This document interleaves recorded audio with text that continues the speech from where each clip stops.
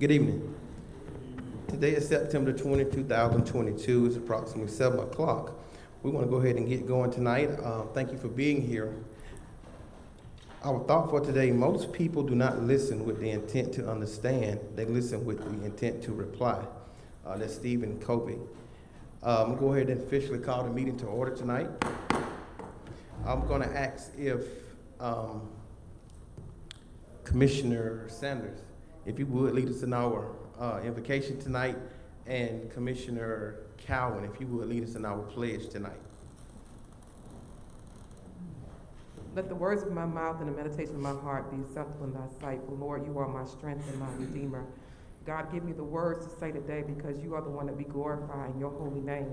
You have ordained us to sit in these positions, Father God, and to serve your people, the people that you put on this earth, God. Lord, we ask that you guide us, lead us, help us in the way that we should go, God, because your people has put us in place. Whatever decisions we make, Father God, in the name of Jesus, we ask that we do them in diligence with an open and warm heart, Jesus. In your name that we pray. Amen.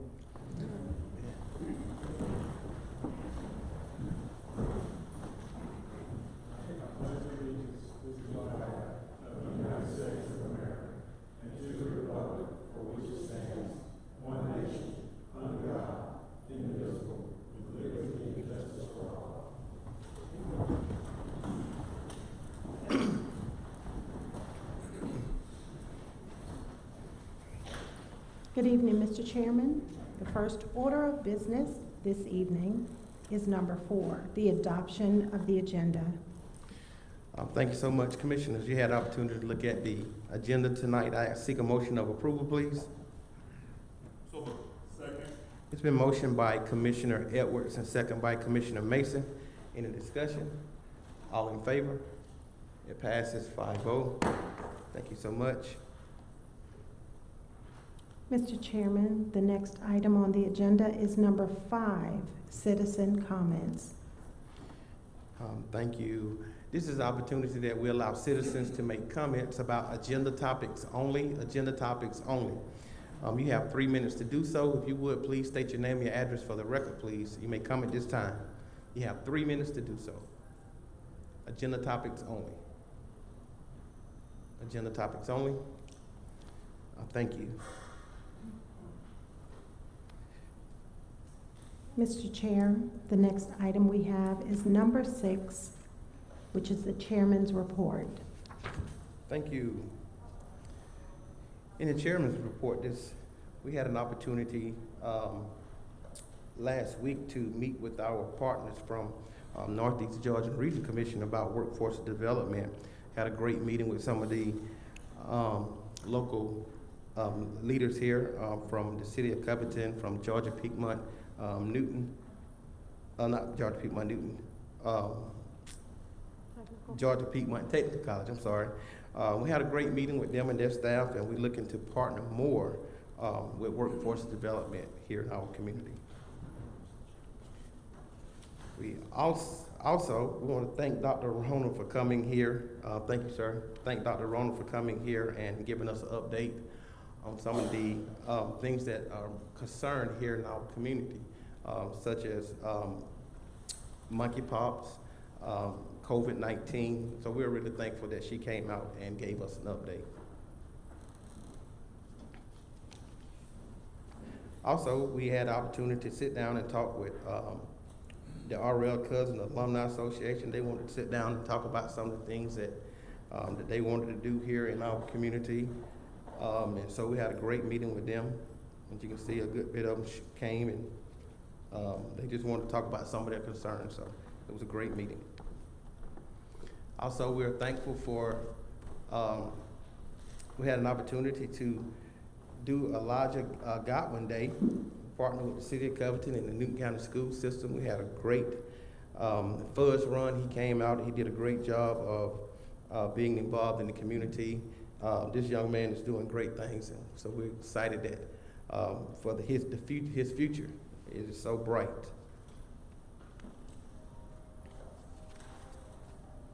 If we can silence those cell phones, that would be great. I greatly appreciate it if we can do that. Also, Apostolics which is 5G. We had an opportunity to sit down and meet with them. They getting ready to do a groundbreaking really soon here. Board members, y'all will get an invite to that.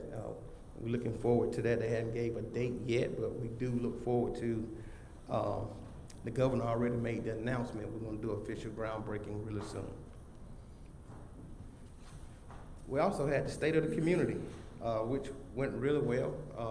Myself and Mr. Sims attended, and we gave an update from the county perspective. All the cities was represented there, and it was a great day. It was a great event, and gave what we felt was some of the important things that was going on in our community. Board of Commissioners retreat. We're looking forward to having our retreat November the 2nd through the 4th. The public will be notified, and they get the proper notification so you guys can attend if you would like. We're excited about this, and I think it's much needed, and so I'm excited about it. Last but not least, next Friday, September the 30th, Leader is going to be doing their official groundbreaking. You guys will get an invite to that. We look forward to that. It's going to be at 10:30, and this is what I have in my chairman's report. Commissioner Henderson. Thank you, Mr. C. The question I have is that I think the Arkansas Alumni Association and yourself, possibly others, had a meeting, and I would like that hopefully in the future that we would be a part of that meeting. Yeah, and the reason why I'm suggesting that is because we know that the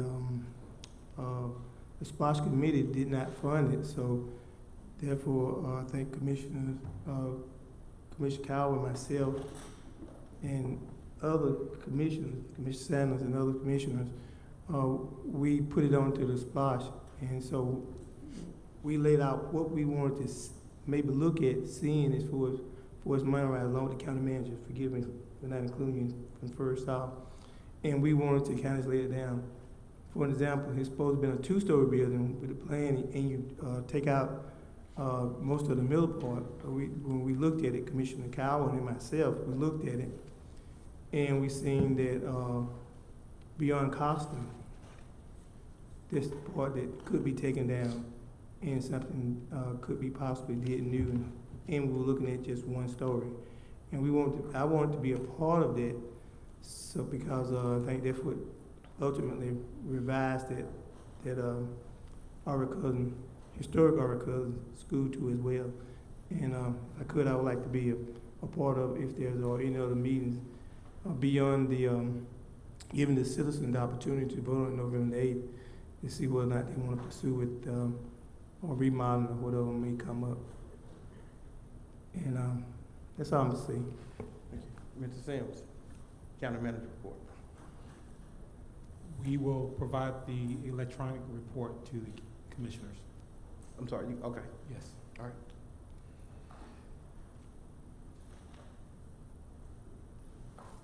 Next will be unfinished business. There's none. Chairman, the next item on the agenda is number 9, the consent agenda. Thank you. Commissioners, you had an opportunity to look at the consent agenda. There's no change, and I seek a motion of approval, please. Second. It's been motioned by Commissioner Edwards and second by Commissioner Mason. Any discussion? All in favor? Thank you. It passed 5-0. Mr. Chair, the next item that we have is item number 10, Board of Commissioners Indoor Purchasing, Parks and Recreation, requesting approval of Lowe's and Associates Incorporated Professional Services Agreement Amendment number 2 for Yellow River Trail System Phase 1. Thank you. Mr. Prime, thank you for being here, you and Dwayne. Yes, sir. Good evening. So originally, when we basically put together our original scope of work with Lowe's Design, it was specifically tied to doing design services for a segment that had already been approved as part of the North Master Plan.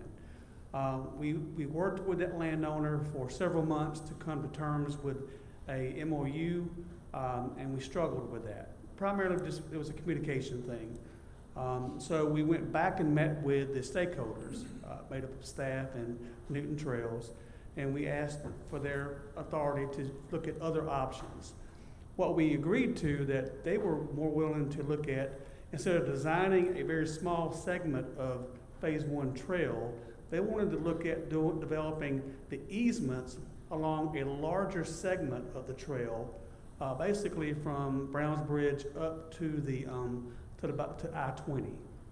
So we went back to Lowson Design and we said, what would it look like if we repurposed your contract, the scope in your contract to do that in lieu of designing a segment of it? And so the amendment that you have for you tonight takes the current fees that they had and incorporates that into developing those easements that will give us kind of the path that we can use to go out with Newton Trails and acquire that particular trail path. And the ad for $30,500 is for bringing on a surveyor who would help us actually do all the staking along that. Commissioner, I seek a motion, please. I make a motion to approve. Second. It's been motioned by Commissioner Cowan and second by Commissioner Henderson. Any discussion? All in favor? Pass 5-0. Thank you. Mr. Chairman, can I ask Jeff a question before he sits down? You can. Jeff, can you just give me a quick update on Spring Hill Park? Yes, sir. So we received our schematic design master plan last week. Went through with with Parks and Rec, evaluated it, looked at it, and then we also got some cost estimating that came in. Obviously, the supply chain and estimates of cost are going up, so we're having to make some adjustments. So we're working with the design team now to look how we can situate the design to get our best layout and balance, cut and fill. Okay. So our goal is by October to have some renderings that we can put up on the website and show the community basically what it's going to look like when we do Phase 1. Okay, thank you, sir. But it's Yeah. tracking on schedule. Listen, that's not an agenda item I know tonight. it's not. I Yeah, just so wanted- before we get into the weeds of things, because Yeah, it's I not an just wanted agenda to get a item quick tonight. update. Just let me say, I'm not getting to we, I just had a simple question. Since we had moved towards that particular subject, we want to as well ask a question, if I might. This is the last question. Go ahead, sir. Thank you, Mr. C. The question I have is, and I understand, Spring Hill Park, and I think, Jeff, you're doing an excellent job, and we look forward to, if I'm reelected, to overseeing that particular project. The question that I have is more to Wayne than you, is that we had talked along with the county manager about us not having enough money to do from the 2,000 splash to $150,000 to do the restrooms at Nelson Heights in the pavilion. So, and I understand that. So what I would like to ask to hear for y'all to look at is doing the new pavilion and putting lights on the old pavilion. Or maybe the new pavilion with lights and fans, the old pavilion add electricity, lights, and then fans. And we're actually meeting with them in the morning, so we'll have a better idea of pricing and what we'll be able to do. Thank you. Yes. You're welcome, sir. Chairman, the next item on the agenda is number 11. Cornish Creek Water Resources is requesting a modification to the existing GFA loan for the Williams Street project presented by the Water Resources Director, Mr. James Brown. Thank you for being here tonight, sir. No problem. Good evening. We're requesting to submit an application to GFA to increase the current loan for $12 million for the Williams Street project to $22 million. We have increased the scope because of the age of the facilities, and we're working with the city of Covington to come up with a new design with those features being exposed. Thank you, sir. Can I get a motion, please, commissioners? So moved. Second. It's been motioned by Commissioner Mason and second by Commissioner Cowan. Any discussion? Commissioner Henderson. Thank you, Mr. Brown. Question I have is that I thought the city of Covington on our intergovernmental agreement that they gave that particular piece of property that maybe not gave but for $1 a year or something. And I was just wondering, you know, I was thinking we catch somebody in charge of it because it was some water for the city of Covey and we're managing up kept by the county. So where are we standing with that? Well, we have, currently right now, we have a contract with the city of Covington for 50 years that also automatically renews if both parties agree for another 25. So total possibly 75 years. Any more discussion? All in favor? It passes 5-0. Thank you, sir. Mr. Chairman, the next item on the agenda is item number 12, presented by Ms. Frida Reed, Director of Senior Services. Senior Services is requesting approval of fiscal year 2023 Transportation Services Agreement with Northeast Georgia Regional Commission.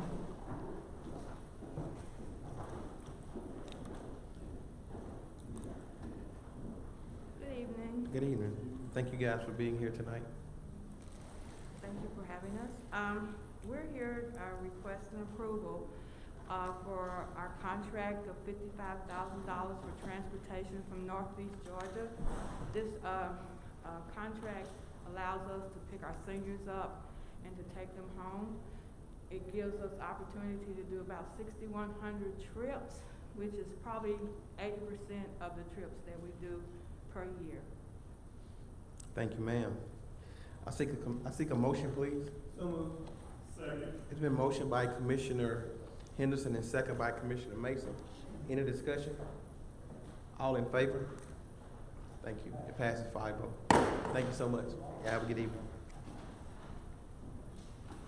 Mr. Chair, the next item on the agenda is number 13, presented by Mr. Chester Clegg, the Transportation Director. Public Works is requesting approval by the Board of Commissioners for abandonment of the roadway at Bailey Drive and Lakeside Drive. The adoption of Resolution R092022. Thank you. Good evening. Mr. Chairman. These two pieces of right-of-way, these streets are located at 81 and 162 Salem Road. And basically they dead end right now, and they jut into a larger piece of property that is being developed into, I think the name of it is Bailey Station. And so the developers requested that the county abandon the two ends of these two streets and that jut into his property so that they can complete the development that they've submitted to the county for approval, I guess, of the preliminary plat, and they're going for their land disturbance permit. It's a little less than 1/3 of an acre total.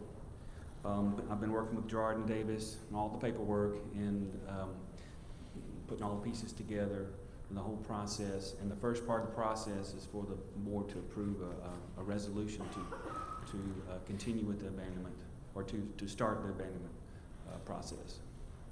Thank you, sir. Commissioner, I seek a motion, please. So moved. Second. It's been motioned by Commissioner Henderson and second by Commissioner Mason. Any discussion? Commissioner Edwards. Thank you, Mr. Chairman. So these easements have no monetary value to the county whatsoever. Is that correct? They are county right-of-way, so it's not even really a cul-de-sac. It just dead ends. It has no public use. Whether or not it has value, obviously it has some value for the development of the property. So let me ask you this: is these easements are they will it impact traffic flow at all for either the development or the people, the citizens using the roads, our road, county or state roads? No, it will not. Okay. Thank you, Mr. Chairman. Thank you. Any more discussion? All in favor? Pass 5-0, thanks. Mr. Chairman, we have one more item for Mr. Chester Clegg. It's number 14. Public Works is also requesting approval of the Board of Commissioners to purchase wetland credits for access road at Crowell Road and I-20 project. Thank you, Mr. Chairman. Thank you, go ahead, sir. So the project is at I-20 Access Road in Crowell. We're doing a bypass project, and this is the one we've been working on for years. And, we're coming down to getting close to construction, and the project will be constructed through about 0.6 acres of wetlands. And you have the Corps of Engineers, in order to get a permit to disturb more than 1/10 of an acre, you have to do one of several things. You can either create new wetlands on your property there at the site, when that's not a possibility for us because we don't have enough property to do that. You can create off-site wetlands, or you can go to a bank and purchase wetland credits. And so in the past, and in some of the other projects, I have gone to the Wetlands Bank, and we've done some on-site mitigation. But unfortunately, over the last year, all of the banks that are in the upper Ocmulgee River Basin are closed. They have sold out of all their wetland credits. So, so the Corps of Engineers is now requiring us to go to the Georgia-Alabama Land Trust and purchase wetland credits from, purchase credits from that entity to the tune of $1 million per acre. And so, since we need approximately 0.6 acres of mitigation, we're being required to purchase $613,300 worth of wetland credits from the Georgia-Alabama Land Trust. So I'm here tonight to request that in order to move forward, that the board approve the purchase of these credits. I seek a motion, please. Can I get a second? Second. It's been motioned by Commissioner Sanders and second by Commissioner Edwards. Discussion. Commissioner Henderson. Thank you, Mr. Chester. And you saying that how much, once we purchase your credits, I heard you, but then again, how much money are we talking about? So in order to get credits for disturbing approximately 0.6 acres, it's about $600,000. Okay. So where might the $600,000 come from? For information purposes. It's going to have to come from our SPLOST that's allocated for transportation for the 2017. Okay, so we have enough money there. We have the money there. It was not, I had not anticipated spending this kind of money on credits. Absolutely. Because we haven't had to do it in the past. But that's what we're facing now. Absolutely. Thank you. Any more discussion? All in favor? It passed 5-0. Before we go forward, commissioners, back on the consent agenda, there was a name added for to be submitted to serve on the Animal Control Board. It's not on your consent agenda in front of you, but it is. It may be on some of yours. Okay, it's email. Okay, but it is out here for the public to see. I want to make sure that it is out here for the public to see. Her name is Carla Hooper. She will be the District 3 representative, Carla Hooper. Thank you, ma'am, if you're here tonight. Thank you for your service. Thank you for being willing to serve your community. Thank you so much. All right, Ms. Ham. Okay, Mr. Chairman, we have the next item that is listed, number 15. We have Ms. Amanda Shoemaker, our Human Resources Director, Scott Thomason for Human Resources and Risk Management, Property and Casualty Insurance. Good evening. Chairman, Commissioners. Thank you guys for being here tonight. We're here today to present the insurance renewal for property and casualty insurance along with our executive summary. I'm going to go ahead and pass that out. John Beckett is the account executive on our team, and we're seeking approval to renew your insurance.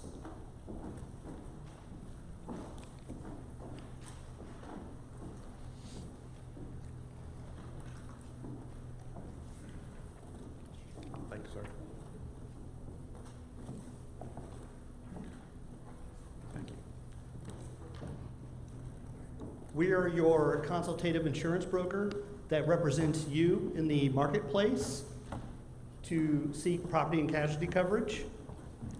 And this year, it happens that, and we are a public entity specialist, we handle about half the metro counties. This year, we had a challenging renewal based off of market conditions. One of your prior carriers, One Beacon, they completely pulled out of the market. There's no new capacity writing insurance for public entities. And based off of your loss experience, which is outlined in this summary, the insurance company Travelers decided to non-renew your account. They felt they just couldn't cover the cost. The loss ratio was 154%, and so they felt like they couldn't get enough rate to cover it. And Travelers was doing what we call a first dollar program that is a smaller deductible. Now, we had talked early in the last year, and we have a lot of other accounts, that we have a protected self-insured program in place. And so we just kind of move things up probably 2 or 3 years, but we look at it as a long-term benefit, but the costs are going to be going up quite a bit this year. So if you look at your claims, yours were higher than expected, but a lot of it is also what other entities are suffering as well. So if you look at page 4, 2 and 3 are the summary of losses. Page 4 is a listing of we went to over 20 insurance companies to look at how we can structure an insurance program that makes sense. And we accomplished that with a program that, and a couple things that are positive is that there's been a lot of efforts done on the staff level to implement some driver control, some fleet safety, and some things that we're starting to see some favorable loss trends. But insurance companies, they don't look at 6 months or 12 months. They look at 7 to 5 years back. So with that, we were able to get several quotes, and what we put forth today on page 5 is a real basic summary of the cost structure. So we restructured it to align with some of the larger counties in the area. And it's an opportunity to really expand the risk management program and reduce the long-term costs. But as you can see in this year, the insurance cost is going to go from $888,000 to $1.1 million. And then if we add in consulting services, claims administration services, the fixed cost, then we add in expected level losses based off of your average, we're looking at a total cost of risk going from $986,000 to $1.9 million. And so we're seeking here today from you authorization to bind coverage. Questions? I normally would get a motion, but we're gonna open it up for questions because this is a substantial amount. Any questions, Commissioners? Commissioner Sanders? I do have a question in regards to any clauses that may be in there. One of the things, my issue with Travelers, and I had a lot of citizens ask these questions and other elected officials in the counties, there was no clause placed in there to, if there are settlement with cases, that they don't go before the Board of Commissioners, that the insurance company automatically, on our behalf, without us knowing, will make a settlement. And other companies actually have policy in place, or even our constitutional officers with their insurance. There is a clause that they have to go before the Board of Commissioners before any settlement, no matter what. So I would like to know if that's placed in there, because as you were aware, we had a previous case that did not go before the board, and we had no say-so of anything. Yeah, it's a tricky situation when you deal with the insurance companies because it's really their dollar, not yours. When it comes to claim control and settlement, going to a protected self-insured program will actually allow us to set up some procedures in place so that there will be some board interaction on large claims. Yes. Commissioner Henderson. Thank you, Mr. C. The question that I have is I understand the process of the insurance company selling, but what I didn't understand was, when it was supposed to be kind of like kept to a certain degree behind, I don't say closed door, but kept a little bit And the paper got it, and it was fine, because I believe in transparency. But what they went on to say in our local paper, they used my name and said J.C. Hennons and my other two commissioners said that we discriminate against two former employees. And they went out and allegedly said that one of our commissioners did this. They allegedly said one of the other commissioners did this. It's all from the paper, from the information they got from Travelers Insurance and Settlement. They used my name, but they never said what I discriminated on. I never was, if you're gonna release something on me, it's two sides, in my opinion, on everything.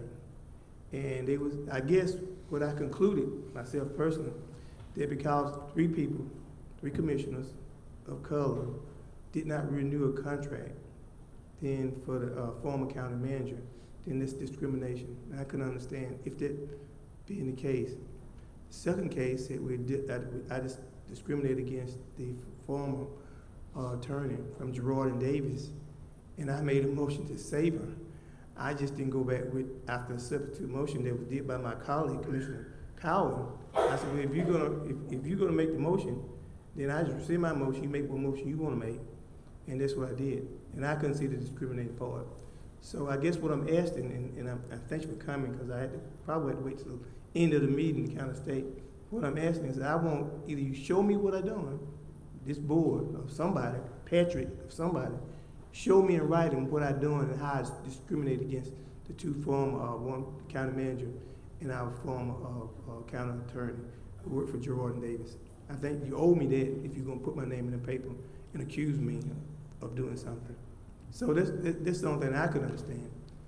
But, and this just, I guess, more a little of me just getting out what was in me.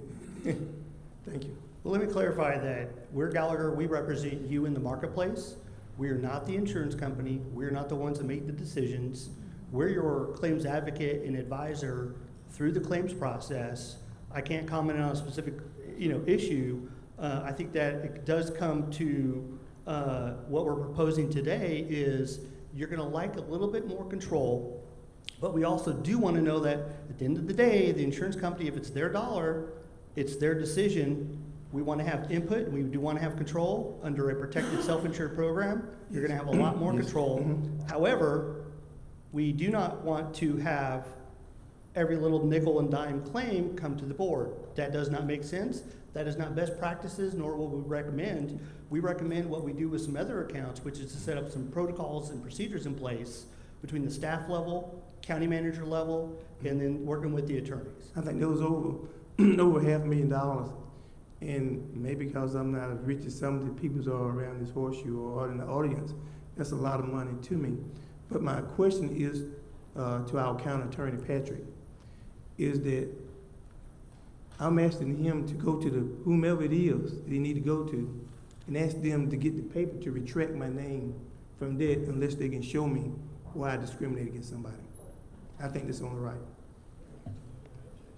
Well, they may not do it, but I'm asking because we settled. It wasn't the other folks. It was the county who settled and put my name in it, saying that I discriminated, and I did not. Thank you. If you rescind a request, we'll take it under advisement and respond. County attorney, and I think it's more or less his job. Excuse me, I'm sorry, y'all. Yeah. It's more or less Pastor's job to kind of straighten the wrong that has been done. And I've been here lately, in the election period, it's been a whole lot of them three-letter words, and respectful to the women in the audience.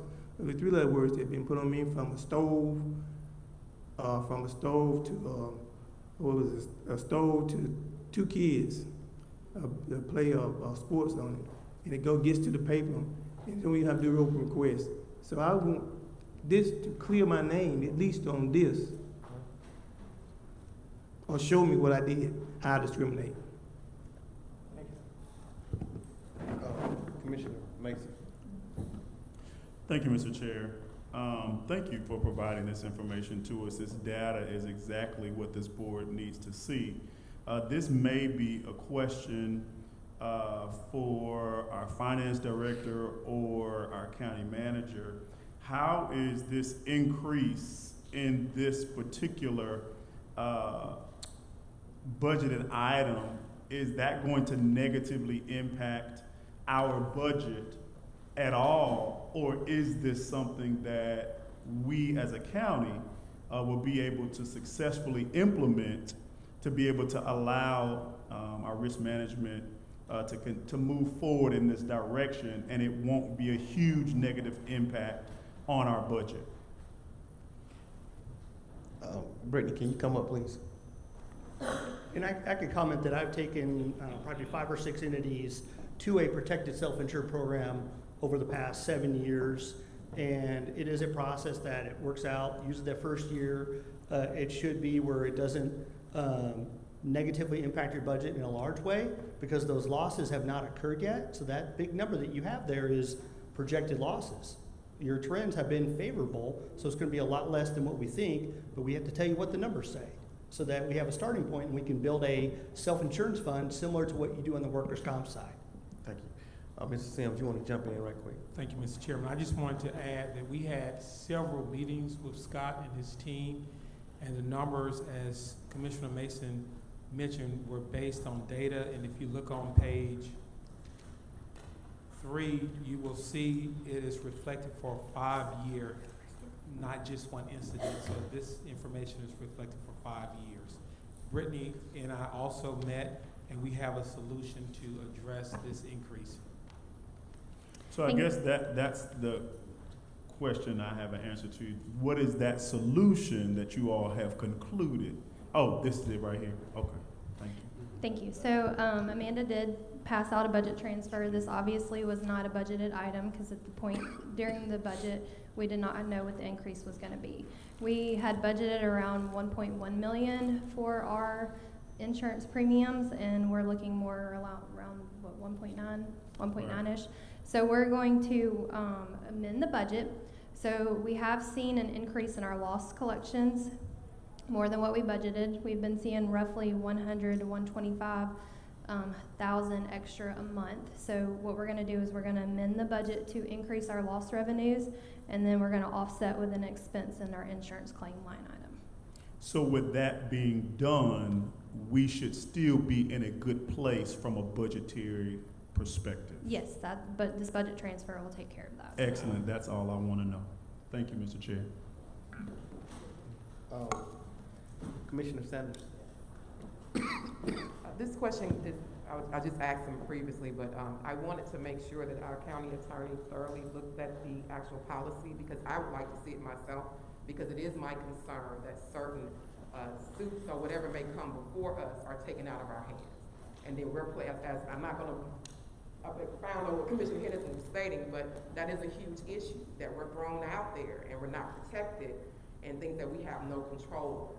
So if we have an insurance company that have those clauses in there, that things do come before the board, and I would like to know which cases will not come before the board and which ones will come before the board. I would like to know that, because that's also protecting the citizens of this county and the officials that sit in place to do policy. Commissioner Cowell. I have a question for you. So that's all going to be formulated. The policies are not in place. We'll review all of that because that detail is new. We'll certainly work with the insurance team. We'll work out all of it. Yes, we've already started the process. We have best practices and recommendations to provide to you. We've done it with some other counties, and we'll provide that information. Thank you. Commissioner Cowell. Okay. You want to put together a self-insured plan for property and casualty and general liability and things like that. I want the board to understand, if we have another year like we did before, you will break that bank. That's county money that's going to be set aside. We're going to pay a premium for insurance, but the cost to pay the losses are going to come out of that fund. Is that right? Yes. That's the way it works. I know how it works. Now, we don't have sovereign immunity in Georgia anymore, except in limited circumstances. I would suggest y'all be very careful about taking actions on things listen to your county attorney, and try to make the right decisions. Now, as to whether Travelers made the right decision or not, it's their money. It's just like they're the ones gonna put the money out, they're gonna pay for it. I suppose the reason you're coming with a self-insured plan is that nobody wanted us. I would think that. Yes and no. It was, the problem is that the number of markets that want to insure public entities has shrunk in the last few years. They always do, yeah. And just because of that, we look at the cost would be exuberant and would not make sense. The program we put together is what we do for some of the other counties that are larger. I think that with the growth that you had and the growth that you're incurring, that this is the best long-term solution. And now you have, risk and a lot more risk involved, but it can be fruitful, and it's a good way to do a reset. Yeah. We've seen success with other entities. We recently published some white papers on perspectives of sovereign immunity, contractual insurance guidelines, so that we really elevate your risk management program. And that is from the board level, the county senior staff level, down to the department heads and to the line workers about understanding immunity, how it is being eroded, but also what do we have immunity for, how does it work, what can we do to enhance our risk management program? Right. Now, again, I'm just asking everybody on the Board of Commissioners here, any county employee too, be careful about the decisions you make and make sure they're based on good legal authority, because $1 million sounds like a lot, but it's not in terms of insurance. It's really not. I have a $40 million claim in the area. It's not a lot of money. They run very high, and somebody, Patrick, I know knows about it. I deal with litigation too. $1 million set aside in a self-insured plan is not going to be enough money. It's going to have to grow over a period of years to where you can pay for it. It's going to be something, Brittany, you've got to keep as a, and you can't let the Board of Commissioners touch it. Can't let them touch it. That's got to be set aside and protected. So put it somewhere where they can't get their hands on it. So that's all my advice. But I'm fine with a self-insured plan. I want to make sure that we do understand as a board also, this is just, don't affect the BOC and the people that sits around this horseshoe. This is affect the constitutional officers as well. Yes. Any accidents, any lawsuits, I want to make sure that you make that plain to the board, because that will pull from that pool as well. Yes, it protects the constitutional officers as well as the board, public officials' liability. What is not included in this is your law enforcement liability. That is a separate policy that we do not place. Okay. Had Commissioner Mason first. Thank you, Mr. Chair. I was just going to say thank you for putting that in an additional way that we can look at it from a completely different perspective. I think sometimes when we have issues like this that come before the board, we automatically gravitate to negativity.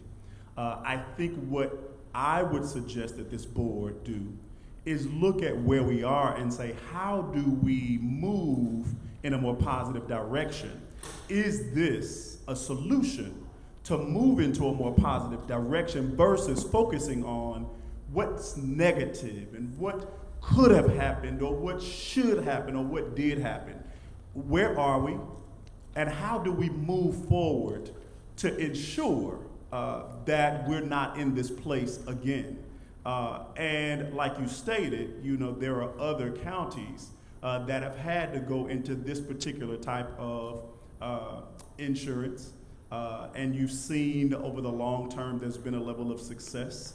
I can agree with my colleagues. Yes, there are certain times where we have to make the tough decisions. And sometimes those tough decisions have to be made. And yes, we want to listen to our legal counsel. Yes, we want to listen to all the subject matter experts that are around us to help us make those decisions. But I don't want us to walk away from this particular subject matter with fear, saying that we should not lead and that we should not govern and that we should still be the governing body that we were elected to be in doing the right things and moving in the right direction. So thank you for putting that in a completely different perspective, moving in a positive direction. Thank you, Mr. Chair. Thank you, Commissioner Sanders. Nothing? Okay. One more comment. Hold on 1 second. Let me get him. Commissioner Edwards. Thank you, Mr. Chairman. So, I see we have a pending quote on the property side. My agency writes quite a bit with Chubb, but I know they're slow. They didn't meet our deadline. They provided terms yesterday, and there are clauses in there that are not acceptable. Okay. One other thing. So, help me understand. I know we don't. I see where you tried to attempt to quote the excess for the umbrella. So, in essence, are we doing without an umbrella type coverage and going the self-insured route? I mean, how does that? Great question. Traditional insurance, you buy a primary policy for $1 million, and then you buy an umbrella above that, $4 million above the one for a total of $5 million. The way an excess casualty program works is you just have $5 million, so it's a combined limit. Okay. So it's cleaner. The last one I have is there an E&S market for governments? I mean, and if there is, did we check into that? The answer is no. Not when you have to unbundle every line of business. We started that approach, and it's extremely limited for public officials coverage and auto. None of our other accounts, none of them are in an E&S market for property and liability coverage. So the excess casualty coverage actually expands the number of markets we have access to. Thank you, Mr. Chairman. Thank you. Go ahead, sir. Just going to say thank you to Mr. Sims and Mrs. Shoemaker as well as Ms. Maxwell about having enterprise risk discussions and establishing a committee, an internal committee that we have talking about risk management and elevating it. Thank you. Thank you. Guys, I seek a motion, please.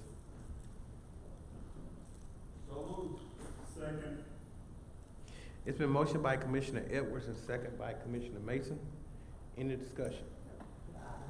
Commissioner Henderson. And this is just for informational purposes only.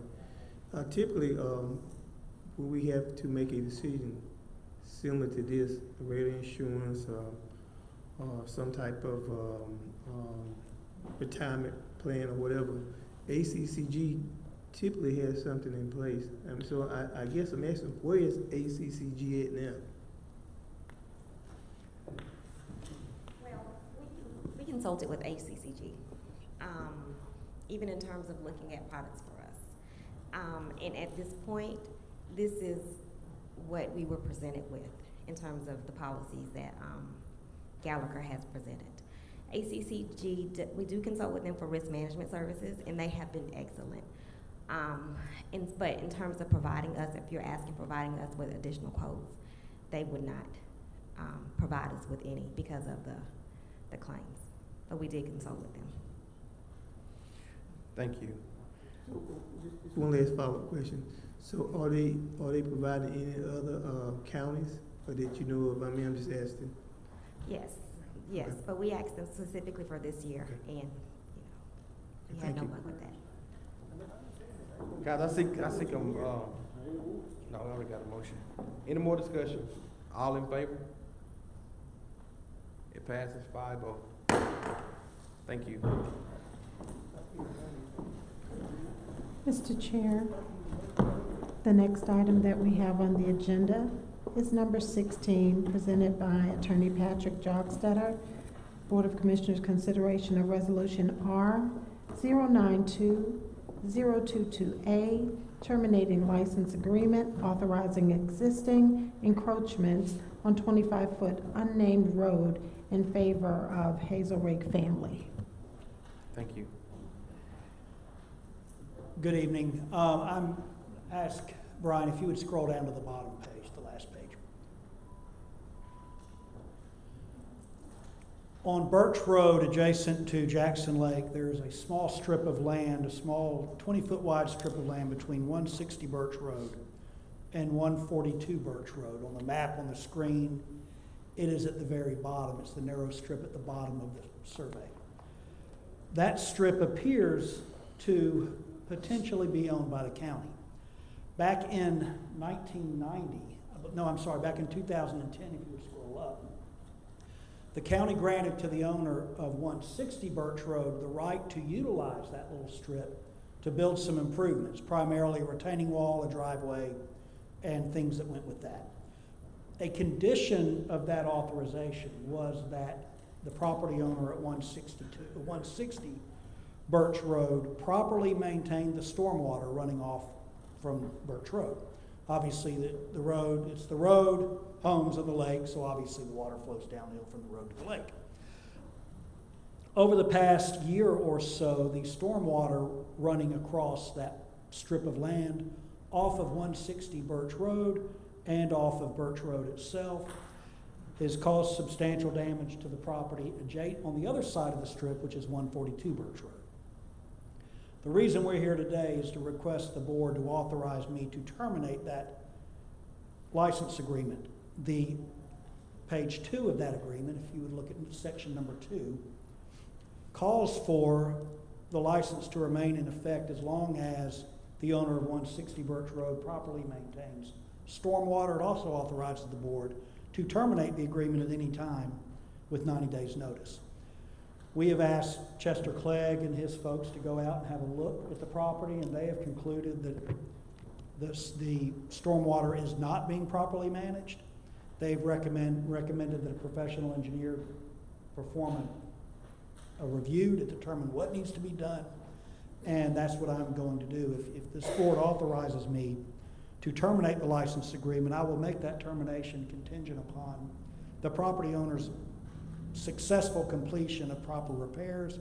We will probably put a very short time limit on it, something in the neighborhood of 60 days, to require them to retain an engineer and repair the property so that the damage does not continue on 142 Birch Road. My understanding is that the owner of 142 Birch Road has had an engineer conduct an analysis on their property, and their property is suffering real harm. So that's the request. This is a serious problem. It's not a problem that the county has created, but it is a problem that we can at least extricate ourselves from by denying this individual the right to maintain the improvements which are causing the problem.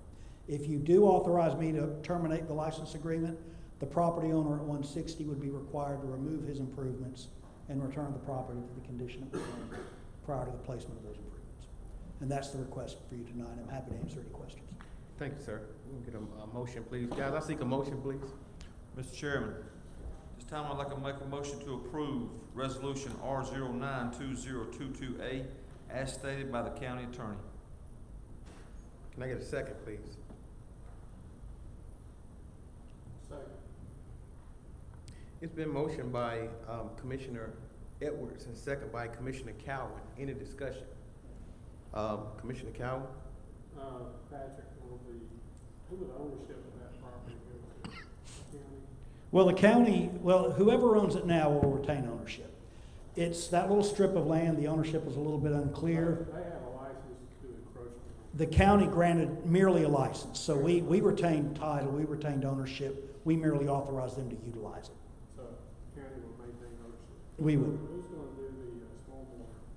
Well, the agreement requires that the property owner on the adjacent property owner at 160 remove his improvements.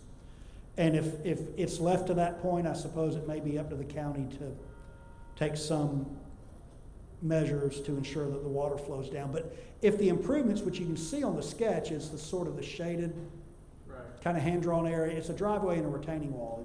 It would be my expectation that if you remove the driveway and the retaining walls and put the dirt, put the land back in its somewhat natural condition, the stormwater problem will probably resolve itself. Probably not the entire stormwater problem that the neighbor is suffering, because I think there's some portion of that stormwater problem that's not the result of this situation. But Or he can make the improvements to keep his driveway, right?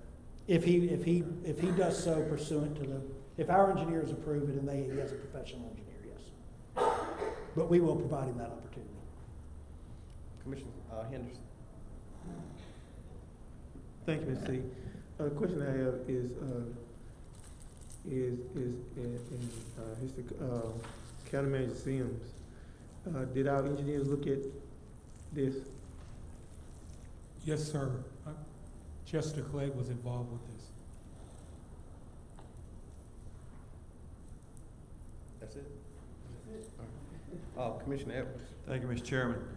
So, I have here the licensed structural engineer report on the neighbor had done. I've personally been out to this location a couple, 3 times, while it was raining once. There, on the 160 Birch Road property proper, there's water coming off the street onto his parking pad, and then his parking pad, it dumps down onto the concreted the now concreted easement, and it just flows into the right into the neighbor's home, literally into the home. So, and the report would show that. This is not an issue that is just a year old. This is an issue that has gone back quite a while. The neighbors have tried to work with this particular landowner or this property owner, and there's just no go. So I asked the county attorney for solutions, and this is after a lot of research by both Chester and the county attorney. This is where we are. So I'd ask for your support of this. Thank you, Mr. Chairman. Thank you. Guys, let's seek a motion. All in favor? It passed 5-0. Thank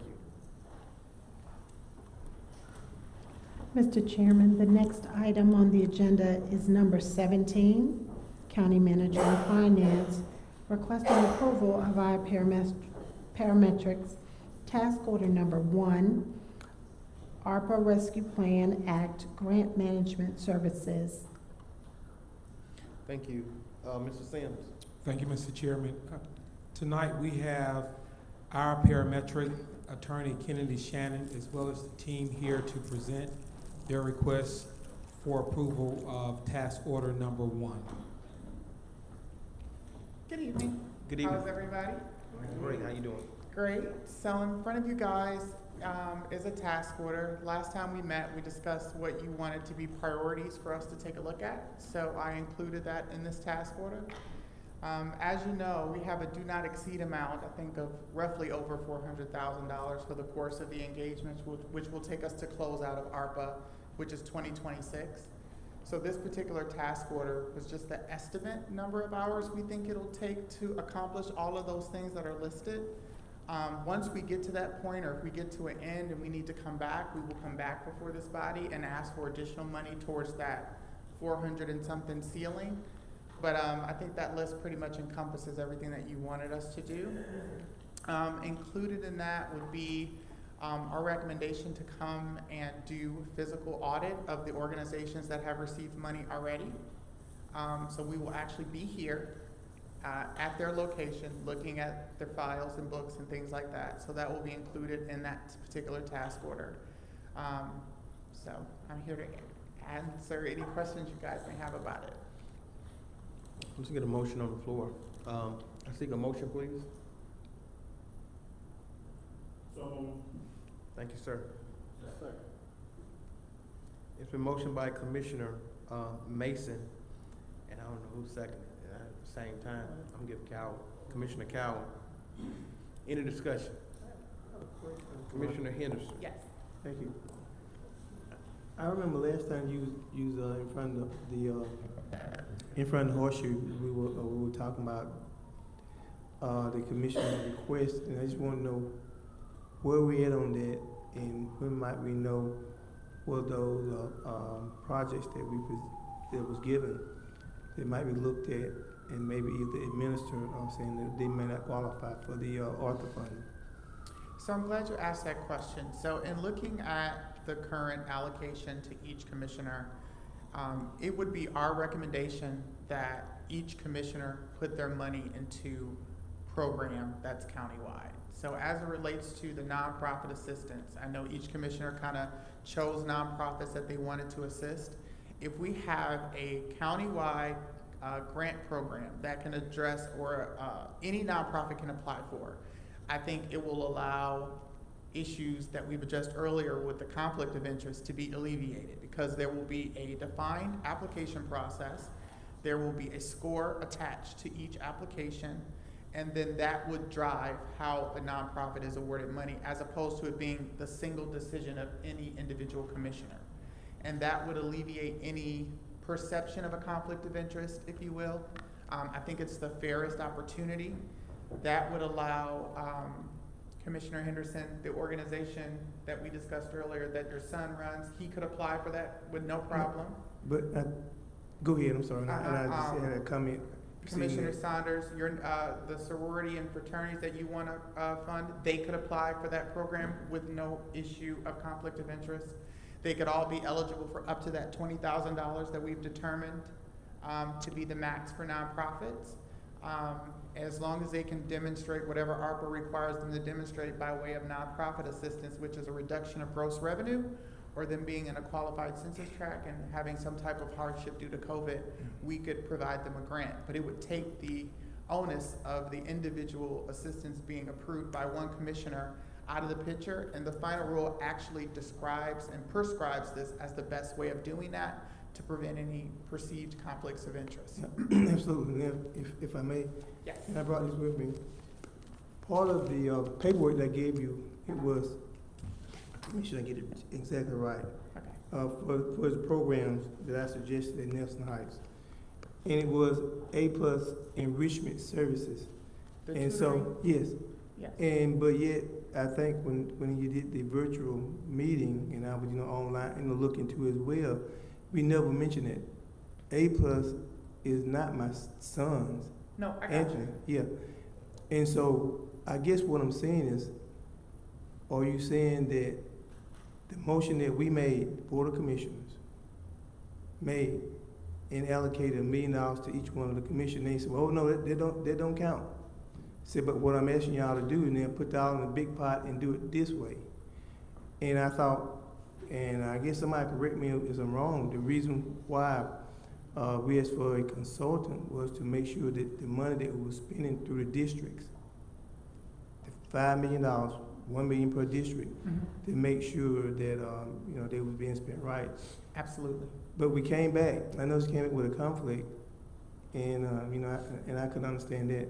And reason why I couldn't understand it, because I talked to several attorneys, I think about 5 or 6 here in town, and the fifth went over, and there was no conflict with A1 services, tutorial services for Nelson Heights. But yet now, I know you didn't set my son. So I think there should have been a little bit of maybe talking with me, and I'm just speaking for District 4, talking with me, so we could have got it straight. But I think, and I noticed in the conference that you had, and you said his son, and you didn't know me a bit from Adam, know my son, and you said his son. So I think there was some information, at least the way I proceeded, where somebody had told you. But that was not the case. And if you remember, I gave you this piece of paper. You did. And so the only thing what I'm saying is that, and I guess this is Patrick. So are we now, if the Board of Commissioners make a vote and approve it, we coming back now, we're gonna change it. How do you change it if it's gonna be changed? All you're asked to approve tonight is the task order to let iParametrics make these recommendations to you so that the board can act on it. That's and for clarity, this is just a recommendation. What you voted on is the law, right? All I can do is give you a recommendation based on ARPA compliance. You're right, that organization is something that can be funded via ARPA, right? It's something that can be funded because it's a nonprofit. I'm not disputing that. What I'm saying is a better way of funding that, as opposed to it being a direct allocation by a individual commissioner, would be to take it into a program that every nonprofit could apply for, right? Because there's more than enough money to go around, and we would be able to fund that organization, but it wouldn't be a direct allocation from you. It would be through a general program that has structure set in place, so they would still get funded. So again, everything that I come to you with is a recommendation. I can't make you do anything. But I just want to just say this: if the board, and I may be wrong, if the board had not wanted to be those money allocated by the commissioners, I think they probably would have told us. We should have said it. Should have said it then. And I don't like going out in the community. I don't. J.C. Henderson don't. And saying that we're going to do one thing and everybody agreed on it, and then we come in now saying we're going to change it.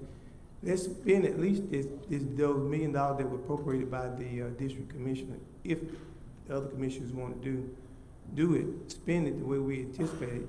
And I would hope that you would say that either we can't spend it that way because of there may be some sort of conflict, or say, well, you can't spend it. And then maybe the rest of the money, if the board so chooses, the rest of the money, then we may do it the way that you may suggest. But I would like not to change what we already had done in the people that we want to give it to. Absolutely. Some type of sort of conflict. All I can do is come here with my professional opinion as your consultant, right? And I will put that opinion in a memo in writing to let you guys know, because it's on me if I don't tell you, right? So taking that into account, that's all I can do. So you can take that information and act. But either way it goes, I represent you. So if you choose to keep the individual authorizations per commissioner, I'm going to make sure that that program is a success either way. I'm just saying it's a better vehicle, and it would require, I think, it would end up being less scrutiny from the Department of Treasury if you do it a different way and you get the same result. Yes, ma'am. And I just one last comment. I'm gonna be quiet and get off and get off this. But I remember, Ms. Kennedy, what you said when you first got here. I remember that because I wrote it down. And you said whatever y'all want to do, I just want to make sure that the money is being spent and they wouldn't ask you to repay it back. Absolutely. Okay. So when you were saying in that meeting, and I sound a little redundant. I'm sorry. Please forgive me. Sound a little redundant in that meeting, and you said there was a conflict because of my son. It was not, because first of all, he knew anything about it. Second of all, I had to allocate the money under some attorneys who know about it and said, well, as long as the money is not my son, we allocated to, and I wouldn't quite allocate it to him. As long as it went to another nonprofit that could administer the program, and they were reputable nonprofit, then there should be no reason that it couldn't be done. But now you coming back, and we vote on it. Then you come back and say, well, no, we don't want to do that. What we want to do is simply change the whole way around. Let's finish. I believe, and I could be wrong, and I'm just one commissioner. Let's finish what we started, because I think Commissioner Cowan, he may have given his whole $1 million to the courthouse. So in other words, should be a whole blanket change it what everybody do. If that's the case, recommendation. Rather than us allocate the money to specific organizations. And you're right. What I'm trying to avoid is, and I'll give you an example. Say that example, you want to do that particular organization within your district you want to fund, which is ARPA eligible. Say I'm a nonprofit in your district and you didn't select me to get funded. I can say, well, why did you select that nonprofit and not me? All right? And you've got your reasons for that. And that then opens the door for an argument of a conflict of interest, is all I'm saying. Yes, ma'am. But if there's a program, right, that every nonprofit can apply to that has the same eligibility criteria throughout the county, nobody can make that argument. Either as a nonprofit, you applied and you got it, or you applied and were denied because you didn't meet eligibility. But either way it goes, nobody can come back to you individually and say, why'd you give it to them and why you didn't give it to me? And that's all I'm doing, is trying to protect you all from an auditor standpoint, because that's a question I would ask. Yes, ma'am. Give me another $1 million. I'll make sure everybody in the county got some money. I wish I could. Give me another $1 million. Mr. Sims. And I'll make sure everybody. But anyway, make a long story short, thank you. Mr. Sims. Thank you, Mr. Chairman. I would like to emphasize that our paid, hired consultants are doing their jobs for us. With recent incidents occurring, I did reach out to our consultants to ensure that we are going to be in compliance, and what Attorney Kennedy is stating is just giving you all some recommendations to also accommodate you all's requests, the individual requests. But we want to make sure that our consultants who we have here today are doing their jobs. Thank you.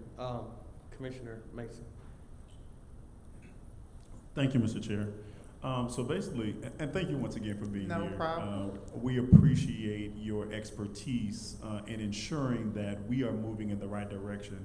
And I appreciate you wanting to ensure that this particular board is protected. Absolutely. So basically what you are saying is even those nonprofit organizations that we have already selected can still apply and still be able to qualify. Absolutely. Even if it was just into one bucket and not 5 different buckets. Absolutely. By having one countywide project, it's open to all nonprofits. As long as they can show eligibility under the ARPA rules, any nonprofit can apply and get that assistance. So I would be able to essentially, assuming your nonprofits on your list meet the eligibility requirements that you guys will put in place. Correct. Get them funded. There would be no reason why they wouldn't be funded if they meet eligibility requirements. So all of those organizations you've identified would definitely be funded, in addition to other organizations in your community that would want to apply for that funding, is all I'm saying. So I just think that's just the better route. From my perspective and my professional recommendation and my reading of the final rule, that's a best practice. And that's what's going to get you less scrutiny from an ARPA auditor, which is my goal, right? I want them to come in here and give you guys a clean bill of health and keep it moving. But you know, when you start bifurcating money and have single authorizations, they start digging a little deeper. And all I'm doing is trying to protect you all. That's all. And I appreciate that, and I agree. And I would strongly encourage this particular board to really consider what this consultant is saying, unless you want to end up behind bars. So you make your choice, whether you want to end up potentially behind bars or you want to listen to the consultant that we have here and adhere to what the recommendation is saying. Thank you, Mr. Chair. Yes, sir. Commissioner Sanders. Thank you so much again. I appreciate your commentary as well as us going back and forth and you providing new information. I just want to get clarity of what you're stating, because I do agree with Commissioner Henderson and also a little bit of Commissioner Mason states. We did vote to allocate those funds in our district. And some of those nonprofits in our district do a service. They do provide a service. And some of them we actually allocated are not even in our district, but they do something within the county. So that's one of the things that I agree with that. If we're going to allocate funds and that nonprofit happens to do something in our district, and that's what we're seeing based on a commissioner where we see their service in the community, I don't see an issue with that. I don't think nobody wants to go to jail. That's not even an issue here. But I do suggest that maybe speak to the Commissioner 101 that has the allocation and maybe talk to them first to see, hey, give us suggestions that way. And then it can happen a little bit better and a little bit more quicker. It can happen, kind of like when I asked a question for you, you kind of gave me information. Right, absolutely, absolutely. So maybe talk to the commissioner individually. When you speak on putting it in a pot, my only concern is if that commissioner is wanting to allocate those funds to that nonprofit that's providing that service, they are going to apply, well, they have to go through the process anyway to get qualified and all that anyway. Exactly. But the issue is they're going to be competing with all the other, I got louder here. They're going to be competing with all the other nonprofits, which is a possibility they may or may not get serviced. Well, you see what I'm saying? If it's going into one big, huge pot. Well, that's the thing, right? You guys have quite a bit of money that you want to put into nonprofits, and by putting that $20,000 max, that allows you to service quite a few nonprofits.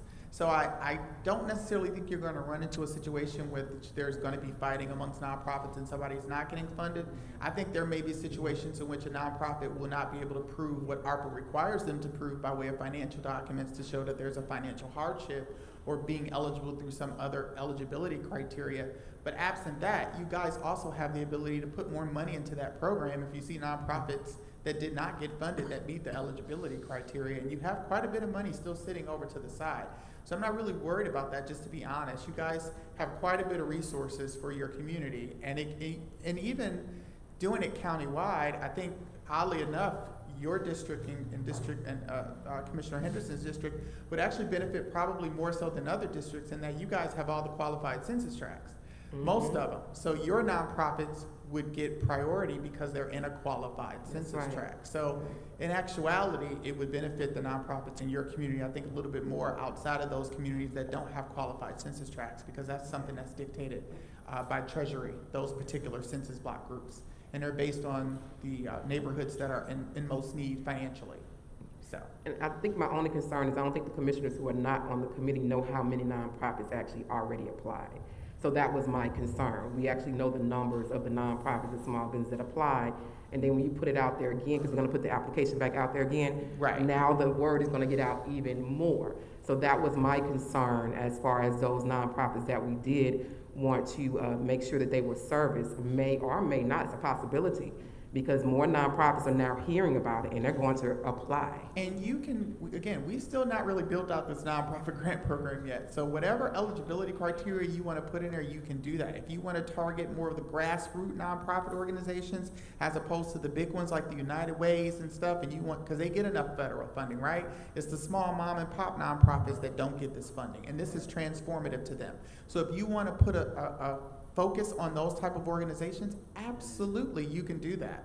So it's just once we get a criteria in place, then everybody follows the same rules, the same process, so nobody can come to you and say, oh, you gave this organization money and you didn't give them this one. I can literally point to a packet to say, this is why this organization got funded and this is why this one didn't. When you guys make the decision, there's really nothing you can point to if somebody comes and lodges that accusation of, why'd you give them money but not me? I'm just keeping it real. And my last question, how did the other counties, because there are counties that actually did what we're doing right now. Yes. And did not get any scrutiny or anything from the Department of Treasury. They actually allocated funds to certain nonprofits. It was done. The best practice is that you do it, the way the final rule identifies you doing it is this way, through a competitive grant process. I can't speak to other counties or cities that we as iParametrics don't represent. You know, they may or may not be doing it one way. I can't speak to if that's the correct way of doing it. All I can do is tell you what the final rule states and what the best practice is. Thank you. You're welcome. Commissioner Henderson. Thank you, Ms. C. Well, it's just one last final question. This board can change what we said, and you know, you can do it. Mid-3, simple majority, 3-2 vote. But what about what we had said? The reason why we gave each commissioner from the very get-go, and interim county manager Sims was here, and we hadn't hired y'all yet, was to make sure that the underserved areas got served. That's why we allocated. Said, well, district commissioner could allocate this money within his district, at least this $1 million, not the other $6 million, in his district to make sure that those people got service in their districts. Now we're about to make a U-turn and say, well, hey, don't forget about that. We're going to, a lot of these folks that we told we were going to do this to, and I'm not going to lie to you. I'm going to tell you right now, I'm not even not going to support it because I don't want to lie, because we've been telling too many lies up here. And I'm not going to be a liar. You know, that's one thing I'm not going to give account of, is telling lies to the citizens of Newton County. So I believe, and this is me, final say, Mr. Chair, is that either you're a man or woman or you're word or you're not. Thank you. All in favor? Any, yeah, that was a motion. Any opposed? Any opposed? It passed 4-1. Thank you. Thank you, Thank you so much. Okay. He raised his hand late. It passed 5-1. Mr. Chairman, The last item on the agenda actually the next item on the agenda, is number 18, alcohol beverage license. It's the first reading. Convenience Stores Incorporated, DBA JB Potts, 15524 Highway 36, Covington, Georgia. Licensee Kenneth Johnson of District 1. Thank you. That's the first reading. Next on the agenda is citizens' comments. This opportunity that we allow citizens to make comments. You have 3 minutes to do so. Please state your name and your address for the record, please. You may comment this time. You have 3 minutes to do so.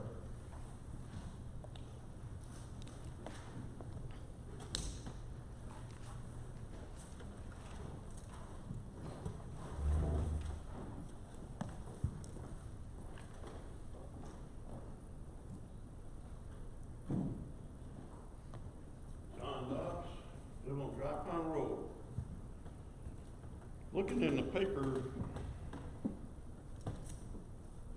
August 20th to 21st. I told y'all this was going to happen. Y'all going to settle these 2 lawsuits. It costed the taxpayers a little over $1 million. You say that your insurance company is going to pay it, but in turn, the insurance company is going to raise y'all's rate, and the taxpayer is going to have to pay this money. Just like if Mr. Sims, y'all get rid of him, he's going to turn around and sue you. You get rid of him before his contract's up, he's going to sue. Now, I don't blame him. It's costing the taxpayers over $1 million, and I'm just shocked at this whole board.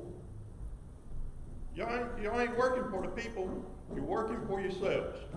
Start working for the people. That's all I got. Thank you, sir. Anyone else? Anyone else? Commissioner Edwards. Thank you, Mr. Chairman. I've only got some comments about our wetland mitigation or the purchase of wetland credits. We may have a solution here in Newton County. I had a sidebar with our county manager earlier on, and I got somebody I want to put him in touch with that we may have revenue opportunities here in Newton County for wetland credits, wetland bank ourselves. So, thank you, Mr. Chairman. Thank you. Commissioner Mason. Thank you, Mr. Chair. I just wanted to I got an opportunity to go to Palm Beach County, Florida last week with the Economic Mobility Leadership Network through the National Association of Counties. There are only 3 commissioners from the state of Georgia that have actually been selected to be a part of this leadership cohort. And so I was honored to be a part of it. Newton County, Fulton County, and Cobb County are represented here in the state of Georgia for that. And so when I went to Palm Beach County, Florida, we got an opportunity to really look at some things on how to really mobilize and revitalize a community. This was a desolate community for a while, and then back in the 1960s, they made a decision that they really wanted to make a change and turn the tide. And so really looking at the housing crisis, they sat down with developers, created types of affordable housing, senior housing. They even created something that I had never heard of when it comes to zoning, and that's agricultural reserve. And so when you look at ag reserve, it is just set aside for farming. They utilize that farming to really generate revenue for the community. They looked at a lot of public and private rail that they incorporated into their community. They even have, these are train rides that you can go from Palm Beach County, Florida, all the way to Orlando, to Miami, to Fort Lauderdale, and cut the time in half. They really did a great job with implementing that within their community. And that's what I love the most about really working with other counties. They came together to really decide how we're going to economically develop this state as a whole with a lot of the larger counties. They even looked at water services, which we do a great job here in Newton County with our water services. And so it was a great, great experience. And so I'm going to really start having a follow-up conversation with Mr. Sims to kind of see what we can begin to implement and take away, what value take away from going there. We do have a couple more that we're going to go to at the beginning of next year. The beautiful thing about this program is the Gates Foundation actually pays for it 100%. And so it's not coming out of the county's money for my travel or any of that. The Gates Foundation pays for it 100%. So it's a great opportunity to be able to go to other communities, see what they're doing to really mobilize their community and bring it back to Newton County to see what we can incorporate to really help take our community to another level. And so I just wanted to share that with everybody to let them know that your commissioner in District 2 is working. Thank you, Mr. Chair. Thank you, Commissioner Sanders. Yes, sir. I wasn't going to mention the lawsuit, but after seeing the videos that were deemed as discrimination, I knew something wasn't right. You had to watch the entire video, which was almost 30 minutes long, and I was deemed for saying one word: demographics. I'm a marketing professor and wrote college textbooks. In every college textbook across the United States, the word demographics is in that book. It does not mean a specific race. It means psychographics, culture, youth, various things. And if you watch that one video, they said I deemed as discrimination. It mentioned knowledge.